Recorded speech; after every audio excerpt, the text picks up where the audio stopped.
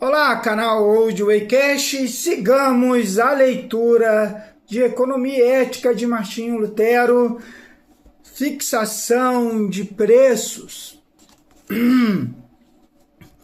Em primeiro lugar, os comerciantes têm uma regra comum entre eles. Esse é o lema principal e fundamento de todo negócio.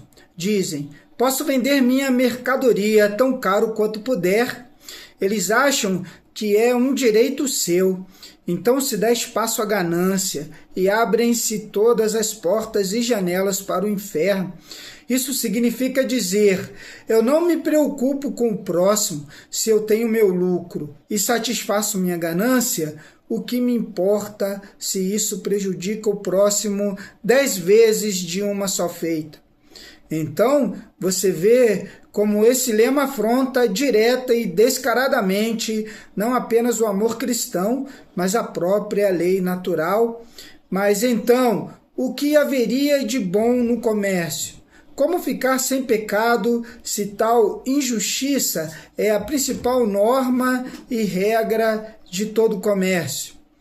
Dessa forma, o comércio não pode significar outra coisa senão saquear as posses de outras pessoas. Quando o olho do vilão e o ganancioso insaciável notam que a gente depende de sua mercadoria, ou que o comprador é pobre e precisa dela, ele se aproveita e aumenta o preço. Então não leva em conta o valor da mercadoria ou o serviço que presta com seu esforço e risco, mas somente a necessidade do próximo. Ele não vem em seu auxílio, mas quer tirar vantagem da situação. Aumenta o preço da mercadoria, que em condições normais certamente deixaria no mesmo preço, caso não houvesse a necessidade do próximo. Assim, por causa da sua ganância, a mercadoria precisa custar tanto mais quanto maior for a necessidade do próximo. Desse modo, a necessidade do próximo acaba definindo o preço e o valor da mercadoria. Por acaso, não é este um modo de proceder acristão e desumano? Não se está vendendo ao pobre a sua própria necessidade? Se ele precisa pagar mais por causa da sua necessidade, isto é a mesma coisa do que ser forçado a comprar sua necessidade, pois o que se vende a ele não é uma simples mercadoria, assim como ela é por si mesma. Vende-se a mesma com o complemento e o acréscimo de que ele necessita dela. Veja essa e coisas detestáveis semelhantes são a consequência necessária quando vigora o direito do posso vender minha mercadoria tão caro quanto puder. A regra não deveria ser posso vender minha mercadoria tão caro quanto puder ou quiser, mas deveria ser posso vender minha mercadoria tão caro quanto eu devo ou quanto é correto e justo. Seu comércio não deve depender totalmente de sua opinião e poder, independente de qualquer lei e medida, como se você fosse um Deus que não tem compromisso com ninguém.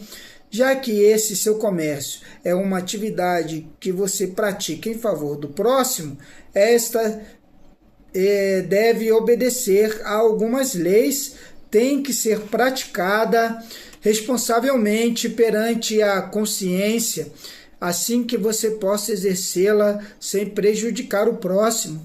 Você deve ter muito mais cuidado para não prejudicar o seu próximo e não pensar apenas em como obter mais lucro. Muito bem, onde há comerciantes deste tipo, o número de comerciantes e o comércio diminuiriam bastante se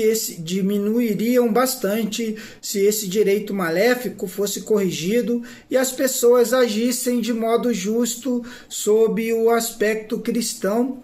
Você agora vai perguntar: bem, qual será então meu preço? Como vou ao encontro do direito e da equidade para não enganar ou explorar o próximo?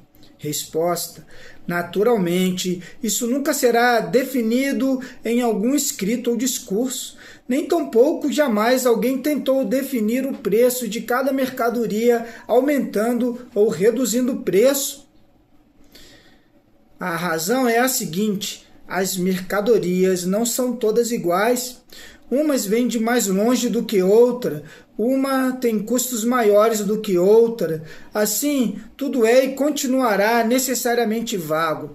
Não se pode definir uma única cidade onde seriam buscadas todas as mercadorias ou especificar um certo custo que recaia sobre a mercadoria, pois pode acontecer que a mesma mercadoria, oriunda da mesma cidade e da mesma rua, custe mais este ano do que custou um ano atrás. Talvez as estradas ou as condições do tempo sejam menos favoráveis, ou haja alguma outra coisa que provoque custos maiores do que em outra época. Ora, é justo e correto que um comerciante lucre o bastante com sua mercadoria para cobrir seus custos e seu esforço. Trabalho e risco devem ser recompensados. Afinal, um lavrador precisa receber alimento e salário por seu trabalho. Quem pode servir ou trabalhar de graça? O Evangelho diz o seguinte: digno é o trabalhador de seu salário. Lucas 10, 7.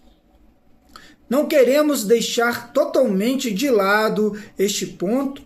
A forma mais adequada e segura seria que a autoridade do governo nomeasse pessoas sensatas e honestas para avaliarem custos de todos os tipos de mercadoria. A partir daí, deveriam fixar o preço máximo que as mercadorias deveriam custar para que o comerciante possa subsistir e ter seu justo sustento. Assim como em diversos lugares são tabelados os preços do vinho, do peixe, do pão e similares, mas nós alemães temos mais o que fazer, temos que beber e dançar, de modo que não podemos dedicar-nos à elaboração de tal regulamentação. Portanto, como não se pode ter esperanças de que a regulamentação seja implantada, a melhor recomendação é deixar que o mercado comum fixe os preços de compra e venda, ou de acordo com a prática comum de vender e comprar na região. Nesse ponto, pode ser empregado o seguinte provérbio: faça com os outros e você não se fará de bobo. O lucro obtido dessa forma é ganho honesta e adequadamente, pois há o perigo de que os comerciantes tenham eventualmente que arcar com perdas na mercadoria e nos custos, não podendo enriquecer demais. Acontece que a mercadoria não está tabelada e é muito comum. Então você, por força das circunstâncias, é o primeiro a fixar seu preço. De fato, não se pode ensinar outra coisa sobre isso senão deixá-lo para a consciência. Você deve tentar não abusar do próximo e ter em vista não sua ganância, mas o sustento merecido. Houve alguns que quiseram estabelecer um padrão, lucrar a metade em cima de cada mercadoria. Outros sugeriram a terça parte e assim por diante. Mas sobre isso não se pode ter certeza nem segurança, a não ser que a autoridade secular e o direito comum ordenem a todos. Aquilo que se instituísse seria garantido. Por isso você deve sugerir a você mesmo buscar na atividade comercial apenas o sustento justo. Deve orientar-se nisso para calcular e estimar o custo, esforço, trabalho e riscos. Somente então pode fixar o preço da mercadoria, aumentá-lo ou reduzi-lo, assim que você seja recompensado por esse trabalho e esforço. No entanto, não quero prender você à consciência de modo tão perigoso, nem lhe dar uma margem de lucro tão limitada, como se fosse necessário fixar um preço tão exato para não errar sequer um centavo por um centavo. Não é possível acertar com tanta exatidão quanto você ganhou com seu esforço de trabalho. Basta que, em sã consciência, você procure acertar a medida adequada. Embora as características próprias do comércio não o permitam, provavelmente se confirmará em você o que diz o sábio: dificilmente um negociante fará seus negócios sem incorrer em pecado, e dificilmente um taverneiro manterá justa a sua boca. Eclesiástico 26:28. Se acontecer que você cobra um pouco mais, sem o saber e contra a sua vontade, inclua isso no Pai Nosso ao orar: perdoa-nos a nossa culpa. Afinal, ninguém vive sem pecado. Da mesma forma, também pode acontecer que você peça muito por seu esforço. Então, entenda isso como uma compensação pelo que você pediu a mais. Vamos imaginar que você fez um negócio no valor de 100 florins ao longo de um ano e ganhou com seu esforço, trabalho e risco mais ou menos 1, 2 ou 3 florins além da conta. Chamo isso de erro de cálculo no negócio. Certamente não se pode evitar isso, em especial quando o negócio se estende por um ano todo. Por isso você não deveria ficar de consciência pesada, mas confessá-lo a Deus com o Pai Nosso como mais um dos seus pecados inevitáveis que todos nós temos, confiando-o a Ele. O que leva você a tal erro são as contingências e a peculiaridade da atividade, não a ousadia e a ganância. Aqui estou falando de pessoas de bom coração e tementes a Deus, que não fariam injustiça voluntariamente. Da mesma forma, o dever conjugal não acontece sem pecado. Mesmo assim, por força da situação, Deus faz vista grossa a isso, porque não pode ser diferente. Para avaliar sua remuneração nesse negócio e atividade, o melhor será calcular e avaliar o tempo e a quantidade de trabalho em termos estimativos. Você compara o que ganha um diarista comum em sua atividade eventual. Calcula então quantos dias você gastou para buscar e conseguir a mercadoria, quanto trabalho teve e qual risco que correu.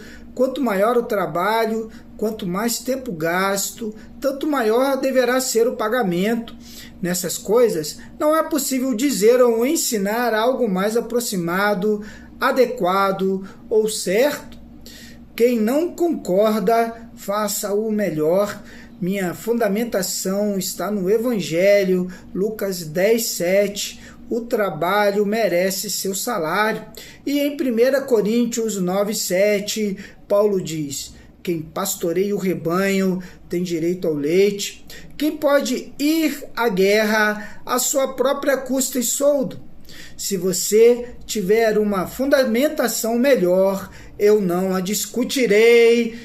Leitura de Economia e Ética, Lutero para hoje, Carlos Borges, Old Waycast na Antiga Estrada, moda antiga.